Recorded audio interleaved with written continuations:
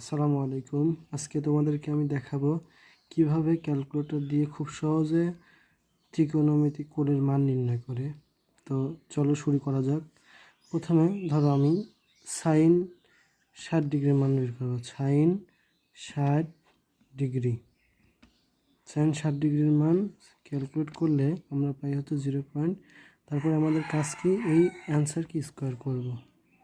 Square করার পরে যা আনসার আসবে, তারপর আমাদের এই যে ক্যালকুলেটর a/b/c এটাতে প্রেস করব। তাহলে আমাদের যেহেতু আমরা বর্গ করছি, তাহলে বর্গ করলে এই বর্গটা যদি আবার আমরা এই 3/4 উপরে দিয়ে দিই, তাহলে কি হচ্ছে, 3কে রুট হয়ে যাচ্ছে। 3কে রুট করলে 3√3 আর 4কে রুট করলে 2, তাহলে অ্যান্সার কী হলো, √3/2।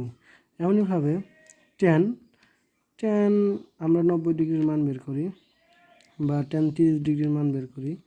টেন 30 ডিগ্রি অ্যান্সার করলে তারপরে আমাদের কাজ হচ্ছে আমরা বর্গ করব। বর্গ করার পরে আমরা a/b দেব। তাহলে কি হচ্ছে, তাহলে যেহেতু বর্গ করছি, তাহলে বর্গকে ওই পাশে দিলে রুট হয়ে যাচ্ছে। তাহলে 1 রুট করলে 1/√3। তো এভাবেই আমরা খুব সহজে সাইন, কস, ট্যান, কট, কোসেক, সেকের ত্রিকোণমিতিক মান, কোণের মান বের করতে পারবো।